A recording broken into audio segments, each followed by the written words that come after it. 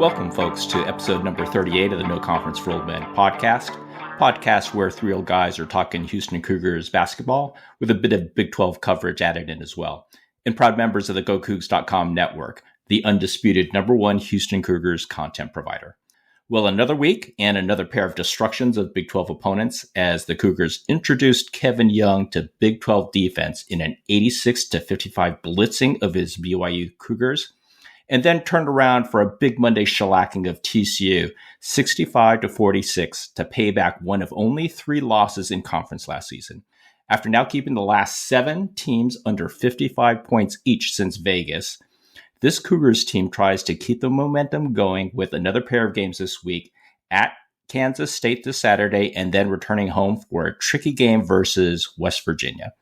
With 2 games to review, plus another 2 to preview, no formal topic for the three old men to debate this week. But if we have time, perhaps we'll share some thoughts on how good this Houston Cougar defense has been this season from a coaches, players, and analytics perspective. So let's get into it, guys. And looking at our 2 Big 12 wins this week, let's begin with a post-game analysis of the 86-55 intro for Kevin Young to Houston Cougars basketball, and then our payback 65-46 win versus Jamie Dixon and his TCU squad. Both games at home. Let's start with you first, Tom. What were some of the recurring themes you saw from a coach's perspective? It was just total domination, both offensively and defensively. Put the clamps on Yegor Demon. You know, he's the much ballyhooed freshman. There were like 37 NBA scouts to watch him. I'm sure our players got wind of that. And they had a little extra for the Russian because he was just a non-factor.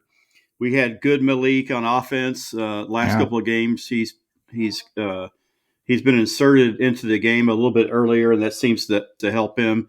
It's very reminiscent of last year toward the end of the year when we had all those injuries and we needed Malik on the floor, and he seemed to play with a little more confidence on the offensive end. You know, he's pretty consistent defensively, or he wouldn't be on the floor. But we're seeing something offensively from Malik that we didn't necessarily see all the time last year. I mean, there were glimpses last year, but he's had 2 really solid offensive games this past week. You know, we're up 39-22 at half. It was just another masterpiece on defense. I got a kick out of watching Coach Kevin Young at BYU. He was with the Phoenix Suns for 20 years. I've got a sneaking suspicion he came to BYU and he thought he was going to show these hicks in the college, how much smarter he is. He had his little play sheet in his hand in the first 5 possessions or whatever. BYU was just, they looked like 5 cats trying to hump a basketball offense. They were turning the ball over. The thing about it is Kevin Young is going to realize that it doesn't matter how much of these X's and O's and set plays you have.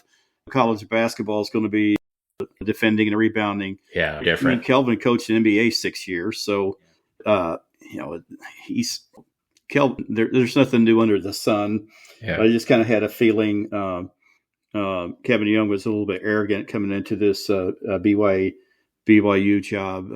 Agreed. Supposedly he made the comment that if he heard how tough Houston basketball was one more time, that he was going to throw up. And I think Kelvin probably. I'm sure Kelvin Kelvin had a little extra on the sideline. Yeah, he was actually smiling toward the end of the game, and I think that might have had something to do with it. Offensively, we had no problem getting great shots. I know. I mean, everywhere, right? Everywhere on the court. Yeah, we just shredded BYU's so-called defense. So just the master class was in session, and Kelvin taught Kevin Young a few lessons there.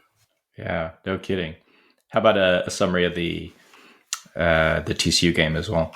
TCU game. Want me to go ahead and do that one, Steve? Yeah, go ahead. Another great start, similar to the BYU game. We were up 15-4, and then we kind of hit the doldrums. It kind of appeared that lull in our offense kind of came when we made some substitutions. We also had some shots that we just flat out missed. And that could explain, that. Finished the half up 29-22. So once again, 22 points at the half.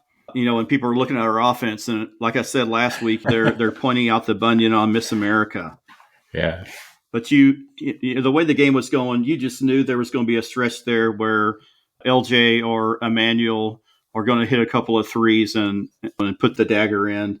Yeah. And that's what happened. We had, I believe it was one scenario there where Uzan tipped the ball. We were double teaming after the pick and roll, and Uzan tipped the ball.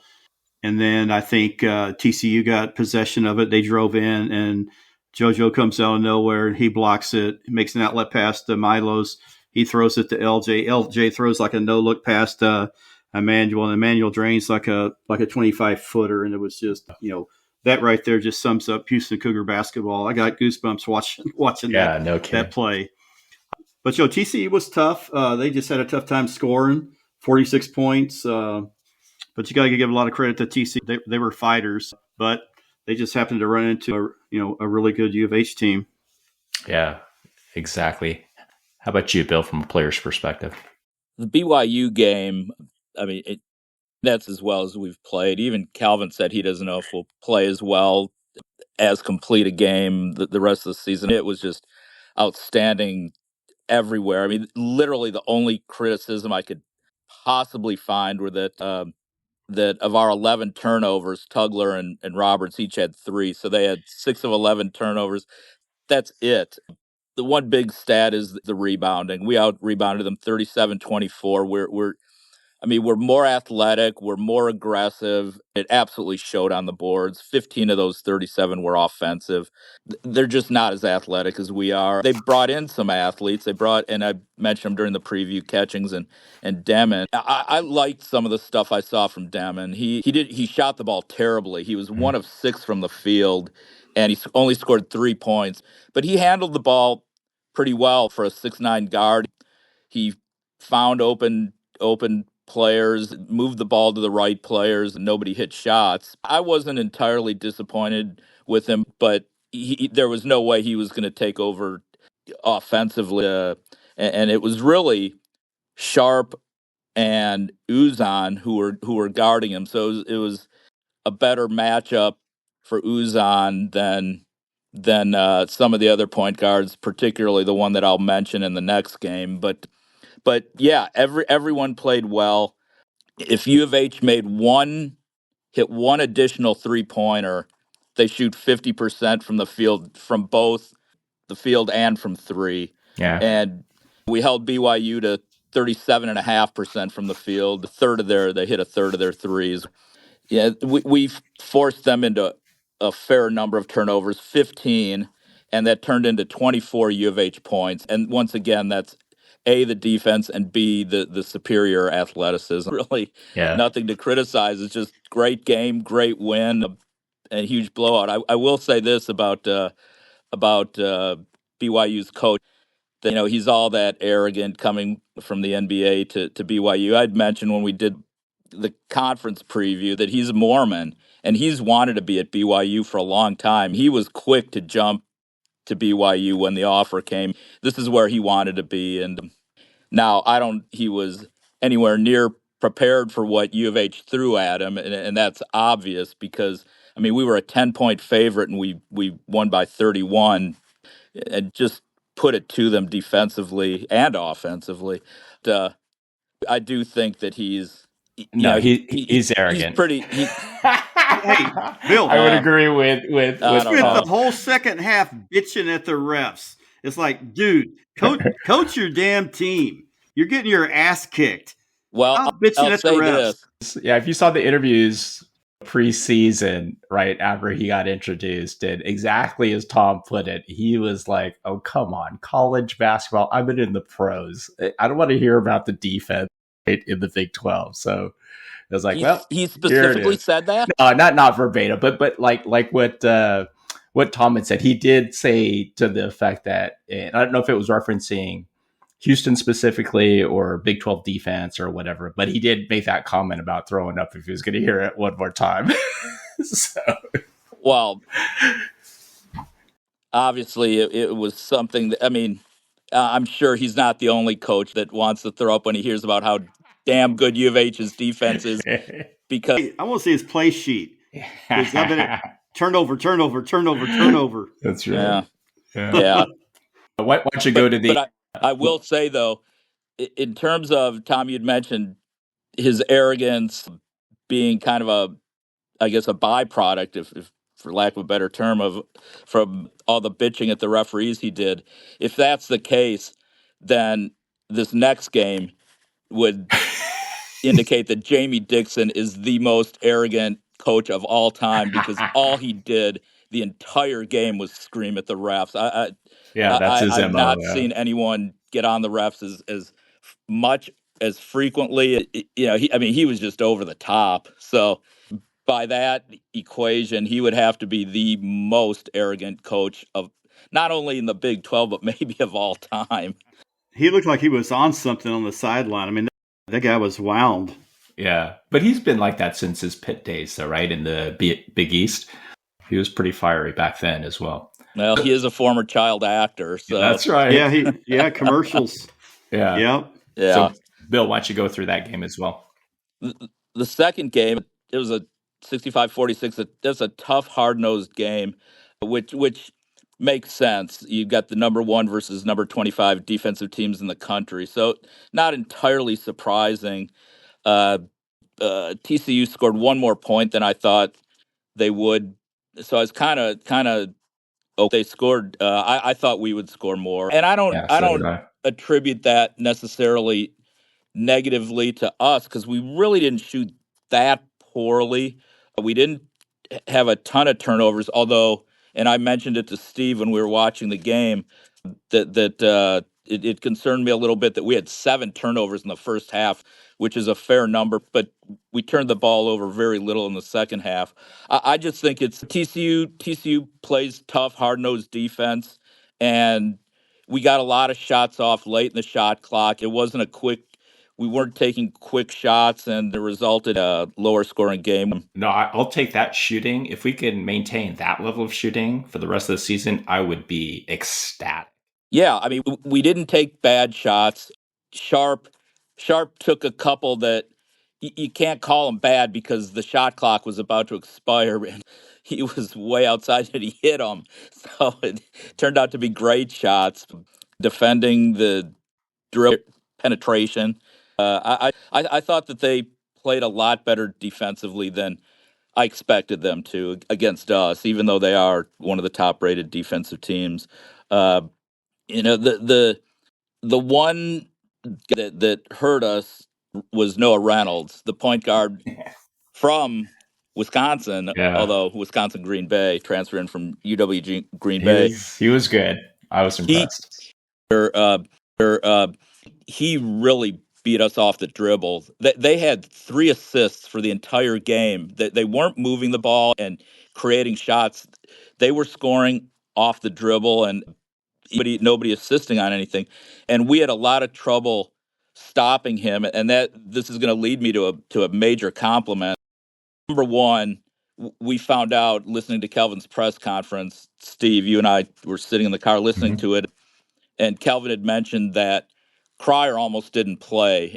And Steve, you and I maybe we'll debate this later because I think we disagree. I think Cryer's been our best defensive player. Him being ill probably didn't help in defending Reynolds. However, the person that came in and played a lot of the second half, Myleik Wilson, was the one player that was able to not entirely shut down Reynolds, but really contain him. And I just thought Wilson played a great game. And, he's not going to end up ever being the player of the game at Fertitta because both Sharp and Roberts scored more and played more. But I thought Wilson just played great on the defensive end. He hit some shots offensively. You could see he's getting more comfortable shooting the ball. I was really impressed with Wilson. So he was the one that I wanted to make sure I mentioned in terms of the TCU game. Okay. Hey guys, before we move on, a couple of comments. Just remember about TCU game. First off, so you don't think Noah Reynolds wanted to play for Doug Gottlieb at Green Bay? Yeah, exactly. Yeah, and Maybe, next one, yep. but maybe Gottlieb turned him down to be on his podcast that he continues to do. Yeah, that's nuts. But from a coaching standpoint, I just remember I don't have my notes in front of me, but we started off the game against TCU trying to establish the inside game with Juwan. Having the offense go through Juwan, and TCU was giving us a little taste of our own medicine because they were coming. They were monstering. Not right away when he got the ball, but they were coming with a late trap that kind of stymied their offense a little bit. But Kelvin made a slight change in the second half. TCU was like blitzing the pick and roll, kind of like we do. And Kelvin put Roberts in the pick and roll so he could short roll. And now he's getting the ball on the short roll in the middle of the basket. And now we're playing 4-on-3. And that was like a small little detail there, but we ended up kind of loosening the game up a little bit. So Roberts in the floor, in the middle, being a playmaker, either going to the basket, taking shots, or kicking the ball to somebody else. So really good move by Kelvin. Makes me wonder how come we don't do that, putting Juwan in the pick and roll. We usually have JV and JoJo in that role, but I really like that. They weren't just double teaming the post. They were coming out, and I mentioned it to you, Steve, at the game. They were jumping out at whichever guard had them. They were doubling anyone and everyone, and both Dixon and Calvin addressed it in their press conference and said that it became kind of apparent how TCU wore down in the second half, and that we were able to take advantage of it. Yeah, no, great call out, guys, on the adjustments to the defensive calls from TCU. From an analytics perspective, looking at the BYU game, another textbook execution of Coach Sampson's game plan where the Cougars actually controlled all aspects of the game, both offensively and defensively, in their 86-55 win. On offense, this was the type of ball movement and inside-outside balance we need to see more of going forward. We ended up 62.7% effective field goal percentage, 47% from three, 52% from 2-point range, with Roberts and Francis leading the way inside while Arsenault and Sharp bombing from long range. On defense, we took away everything BYU liked to do, with no easy looks inside, shooting an abysmal 45.83% effective field goal percentage, 41.7% from 2-point range, where they were shooting over 60% coming in and blocking almost 30% of their inside shots. We added to that by harassing them all game long, accumulating 9 steals and forcing turnovers on 23.8% of their possessions. So a resounding win to kick off our home conference slate, knocking the smug look off of Coach Young's face. And as I had said earlier, his somewhat arrogant NBA experience brush off when he was asked coming into the season on how he would adjust to college hoops. Now, for the payback game versus TCU, from an analytics perspective, it was a continuation of the same formula, shutting down TCU's favorite offensive tendencies and reinforcing that balanced offensive take in the 65-46 win. On offense, we continued the stellar ball movement and inside-outside balance against a much more feisty top 30D. We shot extremely well for the second game in a row. We were at 55.6% effective field goal percentage. And I mentioned that earlier. If we can maintain that level, I will be ecstatic to end the season, because that, I believe, will bring us into the top 12 and adjusted offensive efficiency for the year, which is where we need to be to win the national championship. We ended up 42% from 3-point range, 51.4% from 2-point range, with Roberts as the man yet again, leading the way inside while Sharp continued his devastation from long range. On defense, for a TCU team that valued protecting the ball this season, given their limited offensive options, we first forced turnovers on 31.5% of their possessions, with 11 steals in all. We also shut them down from 3, resulting in their shooting only 45.7% effective field goal percentage and a stunning 16.7% from 3-point range. TCU did make 58.6% from 2-point range after hitting numerous, what I would consider off balance last second shots inside with defenders in their face.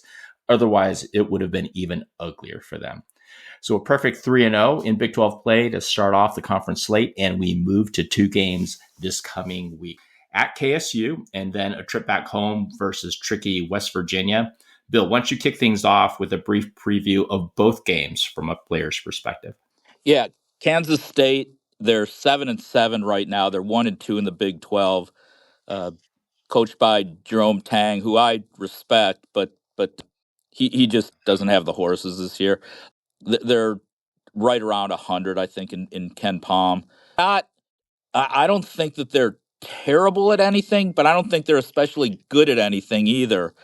They do turn the ball over a fair amount, and they're not a great rebounding team, but offensively and defensively, okay to slightly less than okay. They did beat Cincinnati, and that was at home. They lost at TCU by 1. The same TCU team that we just beat and that I predicted us to beat by 34, and they also lost at Oklahoma State by 13. So the Cincinnati game to me is a bit of a surprise, but if you look at who they've played and how they've done, they've actually played pretty well in Manhattan this year. So it's going to make it a little more challenging for us, and the blowout won't be quite to the extent that I might otherwise think it would be. They do have 4 players in double figures, right, or double digits right now, scoring all between 10 and 13 points a game. They play only 7 players. They're kind of guard heavy, no real center height. Actually, they've got a few guys with some height that play and have performed reasonably well. One guy, their leading scorer and rebounder, David Nagesson, last year when we previewed this game, I had mentioned him as maybe being their best player and looking for him to be a challenge. I think we held him maybe to 2 points. Maybe it was 4. I mean, we absolutely shut him down, just like we do with, for the most part, with every team's best player. He's at 13 points. He's their leading scorer, 8 boards. He's shooting 66% from the field. That's not going to continue against us. They've got another senior, big guy, 6'10", Coleman Hawkins, 10 points, 7 boards. He commits a bunch of turnovers, three plus a game. Does dish out 4 assists, which is not bad for a big guy, but he's only a 40% shooter. Brendan Hawson, he's their shooting guard. He's their 3-point shooter. He's really the lone guy to watch on the perimeter. He's averaging 12 points. He shoots 41% from the field, but 40% from 3. So he shoots a ton of threes.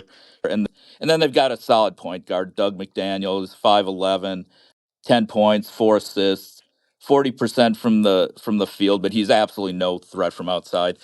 They play much, much better in Manhattan than they do on the road, where they're really pretty poor. And the Cincinnati win kind of echoes that. They barely lost at home to Drake, who's been playing well this year.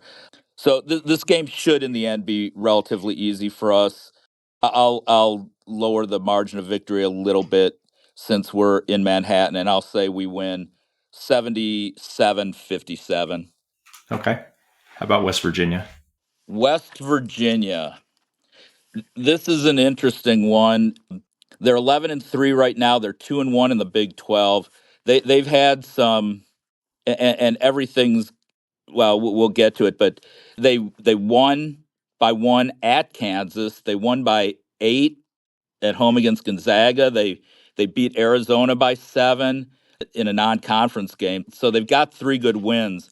They lost by 24 on the road to Pitt, and they lost at home by 19 last night to Arizona. That was a shocker. What's that? That was a shocker for me. I didn't. Well, it shouldn't be a shocker, and I'll tell you why in a minute. Yeah. This is a brand new team. They've got 5 brand new starters, a new head coach, Darren DeVries, who came from Drake, where he was 150 and 55 in 6 years, which equates to 25 and 9 per year. He's a damn good coach. They're right around 50, I think, in Ken Palm. They're solid offensively, but he's Great got them playing defense. Yeah. very good defense. But they're also a turnover machine. Uh, their best player is Javon Small, the 6'3" guard. He transferred from Oklahoma State. He's averaging 19 and a half points, 5.5 boards, 5 assists, 3.1 turnovers. He's not a great shooter, but he is a scorer. Here's why you shouldn't necessarily be surprised, Steve. Uh, Darren DeVries' son, Tucker DeVries, who scored 26 in the win over Arizona, 6'7" swingman, transferred from Drake, came over with his father. Uh, right now for the year, 15 points, 5 boards, 3 assists, 41% from the field, and 47% from three. But here's the thing: he sat out last night's Right. game, and that was the 6th straight game that he sat out. He's got it's being called an upper body injury. If he doesn't play, they're in trouble. And it's right now he's listed as questionable for the game with us. Yeah. So if he doesn't play, that's a big problem for them. If he does, they're a different team. Yeah, I think the reason I was surprised was, I mean, they'd still been winning even without him, surprisingly. I mean, they won the KU game in Lawrence without him, which was a big wow, quite honestly. Yes, I agree with you there.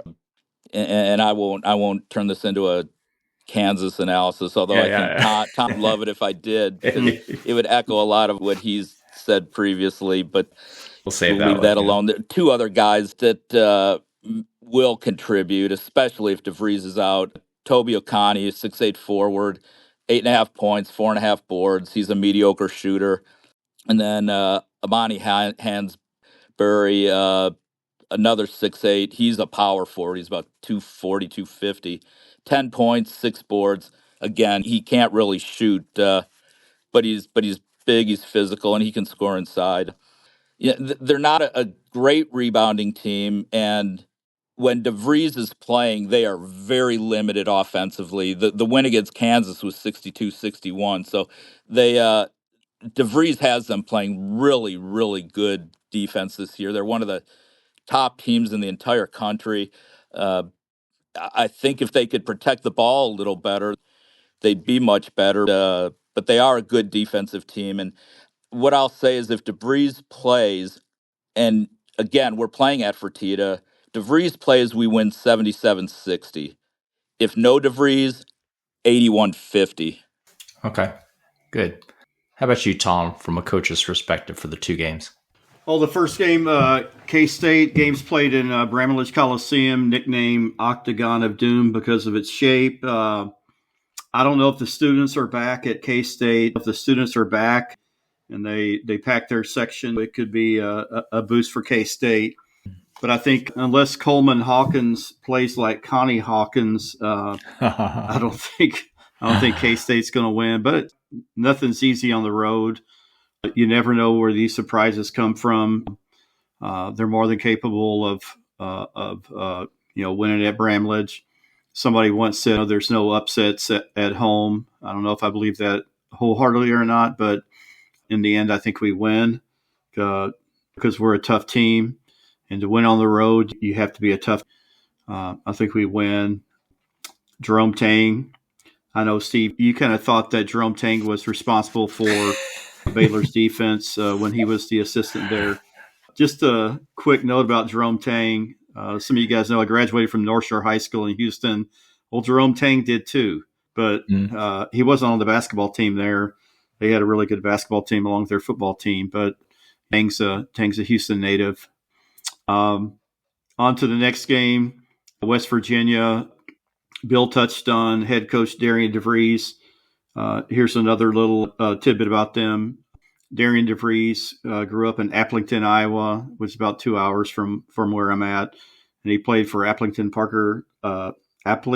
Parkersburg High School, And they, in the late 80s, early 90s, they had really good football teams coached by a guy named Ed Thomas, who unfortunately was shot and killed one day in the weight room by one of his former players. But Wow. Darian's little brother, if you can call him little, 6'4" and 275, was Jared DeVries, who played defense end for the Lions. So athletic background from the DeVries, had a lot of success at Drake.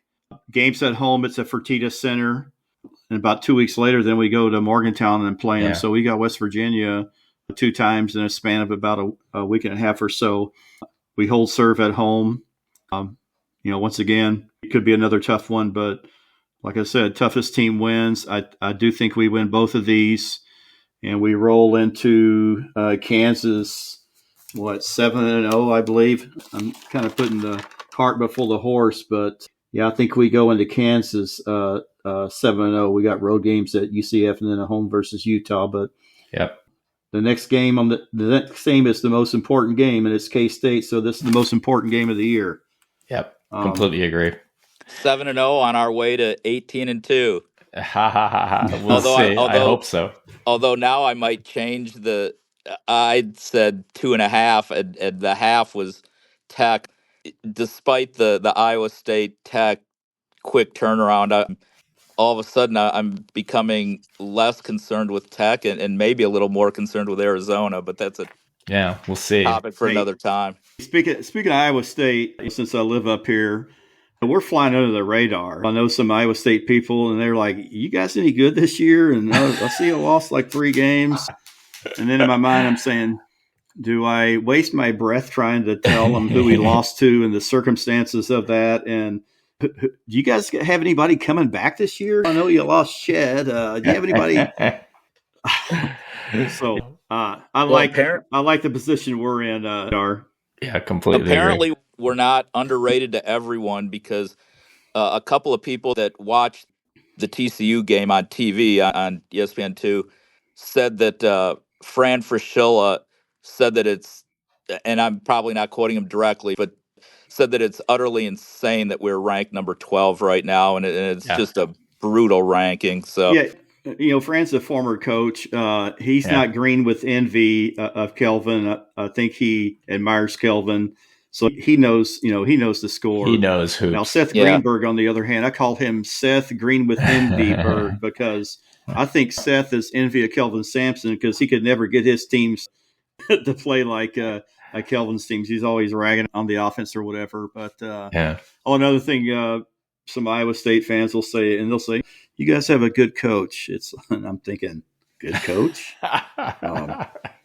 In the conference, right? How about that? Hall of Fame? How about Hall Coach? Yeah, no kidding.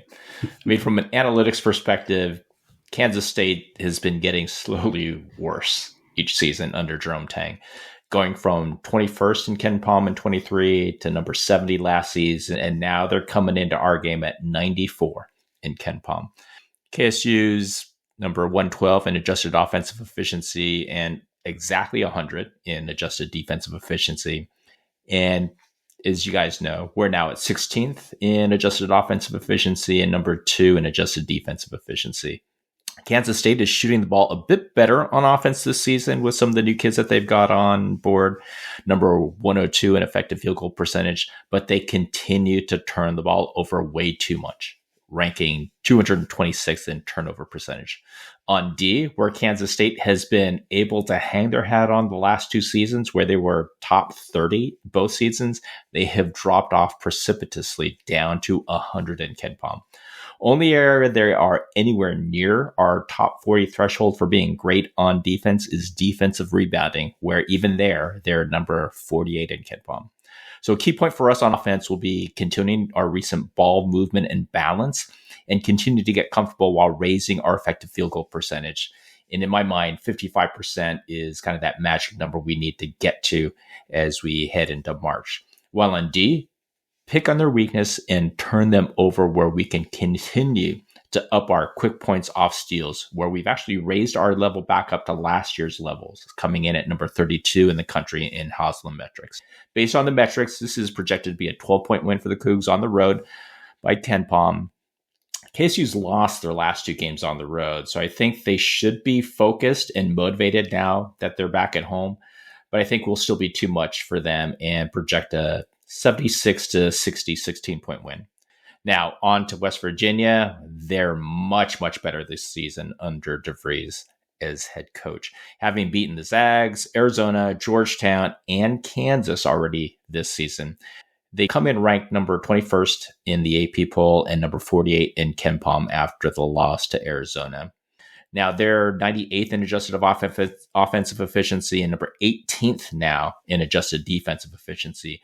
So much better than last year's team, and the toughest D we'd have faced so far in the Big 12. West Virginia doesn't do anything exceptionally well on offense, but everything's relative, where they've improved from basically in the 200s on most of the key metrics on offense to at least within the 100 realm in all key metrics, ranking 139 in effective field goal percentage versus, let's say, 235 last season. Biggest improvement is in protecting the ball, where they've improved their turnover percentage to number 117 in the country. Still not great, but much, much better than last year. On D, this is where West Virginia has become elite this season, particularly at challenging every shot, ranking number 8 in effective field goal percentage D, number 10 from 3-point range, and number 13th in 2-point range in KenPom. So expect a bit of a slog trying to score on them. I believe that will smother West Virginia with our D, similar to how Arizona did so this past game. On offense, as I had mentioned, this will be our biggest challenge in the last 9 games to score. But at home, I think it makes the difference, and I expect Arsenault to be the X factor. Based on the metrics, this is projected to be a 13-point win for the Cougs at home by KenPom. West Virginia got killed by Arizona in the rematch at home, which was, as I mentioned earlier, a bit surprising to me. So I still think it will be slightly bigger win than what KenPom projects. So I've projected a 70 to 55, 15-point win at home. Now, looking at the time, since we've got a little bit of time left today, how about we all weigh in on, up to this point, how good this defense has looked so far for our Cougs. Many fans have continued to reference last season's team as the benchmark during the Sampson era for our best defensive team ever. And rightly so, with Shed in his senior year leading the charge at the top with Roberts down low. But how does this team compare to last season, or quite honestly, any previous Kelvin Sampson UH team on D from a coaches, players, and an analytics perspective? Tom, I'm going to let you go first, and kind of from your coaching take, have you seen any tweaks scheme-wise, and how does this year's D compare to what you've seen in previous years? Well, Steve, as you know, you're a huge analytics guy. I don't pay a whole lot of attention to analytics when I watch a game. A lot of times, I just go by the eye test and then the results. You can't always go by point, as an indicator of how well you're playing defense, because some teams play faster pace and they have more possessions, and some teams play a slower pace. I do think, though, that teams that play fast, shoot quicker in the shot clock, it affects their defense, their toughness on the other end. I just think there's something mental there. If you're a team that likes to rush it up and shoot quick in the shot clock, you get back on defense and you got 5 guys think about their next offensive possession. But there's something to be said for teams that are patient on offense, are usually really, really good. They're really patient on defense. So you can be impatient on defense, just like you can be impatient on offense. Yeah. So our pace is slower. We pick our spots, when to run. We just don't give up any transition buckets. It's interesting. I was reading a little bit of Kelvin's book today, way back from his Oklahoma days. Well, actually, Montana Tech, and he made a comment that, he developed his philosophy back at Montana Tech that they weren't going to give any transition buckets. They weren't going to give any buckets. They're going to hack the crap out of somebody that was going to get an easy bucket. And if you had a breakaway layup, not going to try to hurt the guy or cheap shot him, whatever, but make him earn on the foul line. But getting back to your question, defensively, there's more than one way to skin a cat. Obviously, with Jamal, past couple of years, you had that pit bull at the as the first line of your defense. Yeah. Jamal can get down his stance, and the guy was quicker than the cat covering up crap, and he could just make life miserable for the other team's point guard. We just do it in different ways now. Like I said, there's different ways you can do things to get the same result. As far as coaching scheme, I'm not sure because I'm not privy to practice, but we still monster the post. We still like blitz the pick and roll. But a couple of comments from Kelvin. I think it was after the Butler game when they held their leading scorer. I think he was averaging 20 points a game. We held him to like 3 or 4 points. But Kelvin mentioned something that we changed up who we were going to double team, where the traps were going to come from. So I think there's some subtle differences there and scouting report based. That's why it's so important for our players to know the scouting report also. And sometimes players maybe don't look at the scout report like they should, and in that case, they don't end up playing. But overall, just an amazing string here these last 7 games of our defense. We're so connected. We got everybody back except for Milos. The team really moves all at once. 5 guys in a stance, 5 guys moving at once. Just the connectivity on defense is unreal. I was talking with a coaching friend of mine last night. And he goes, how does Sampson get those guys to play like that? And I said, well, if they don't do it, they don't play. And they know that coming into the program. They know they're not going to play defense. They're not going to see the court. So I guess bottom line, if I force you to compare this year versus last year overall defensively, which one do you think is better? Hard to say because we haven't played the whole schedule yet. Agreed. But, there were some games last year where our defense wasn't the greatest. Oklahoma on the road was one. It ended up more of a shootout. We had the Kansas debacle. So far, I don't know if we had one of those games yet this year. The Auburn, Alabama games, you can't say our defense got shredded like Miami did in the Sweet 16? Yeah. So right now I have to go with this year's team. Okay. It's important to have rim protectors too. Yep. When JoJo's a year older, and then we got JVA and we have, Jawan back. So, the rim protector is so important in our defense too. Yep. Agreed. How about you, Bill, from a player's perspective? The defense has been very good. Obviously, it's good every year, and it's been very good as usual, as expected. Last year, I know we had better defense at the point, picking up their point guard because Shed was so good. Yeah. But I will say that I think the rest of the team, as I've argued, the Shed debates that we've had, I think the rest of the team, everyone has stepped up. I don't have the statistics, but I think that I will. I'm sure you will. But I would imagine, just from watching, that I feel like we're getting more deflections this year. I feel like we're in better position, passing, especially around the lane. I think we're deflecting. It seems like, anyway, that we're deflecting a lot more balls. I'll say this so far, and again, I was going to say the same thing that you said, Tom, that it's just too early in the season to really accurately compare this year to last year. But so far, I really like our transitions a little better. We're not giving up, and again, we've got some good offensive teams to go up against: Kansas, Arizona, but Baylor. But I think we're transitioning better from double teaming. I think getting back if the opposing team gets the ball away from the double team and there's not a turnover, I think we're transitioning back to the players and not allowing as many open threes. I like the way we're moving. The big guys get out to double team and then they get back quickly, and we're not giving up much of anything inside. So I like the team defense right now. I would say the one area, and I've only seen it twice where it's really been a little detrimental.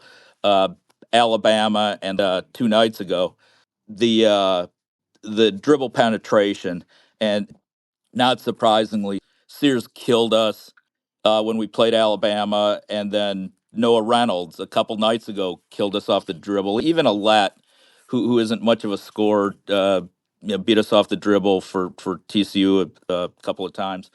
But that'll lead me to the compliment. And in terms of last night, I will argue, and Steve, we may argue this, that I think that Cryer's been our best defender, and he was sick 2 nights ago, so it may very well have prevented him from playing against Reynolds much more. But I like the fact that Wilson's coming off the bench, and I think he's a perfect complement for Uzon. I think his athleticism, his desire to play defense, he looked great playing against Reynolds, and he in all areas he's just been better recently, and showing that he's going to be a factor for us down the stretch. But defensively, I really like him playing against opposing guards, especially ball dominant guards. Yeah, I agree. And so I'm really pleased with how Wilson's playing right now. And I again, too early to make a definitive comparison to last year, but no arguments at this point. But are you thinking it's comparable, or granted, we know it's early right now, but do you view overall, if you compare it to last season, are we as good, comparable, or better? Defense. I think the team defense is like I said, is better. The transitions, okay, everything, and I think that's going to continue. And I think that's going to be the difference for us in some of the games that we thought were potential toss-up. Yeah, that's great. And it's interesting. So from an analytics perspective, last year's team was statistically the best defensive team of the Sampson era. Number 2 in Ken Palm, adjusted defensive efficiency at 87.7. Next closest one of the Sampson era was the 22 team that lost to Villanova. And they were number 8 in Ken Palm in adjusted defensive efficiency, and that came at 89.1.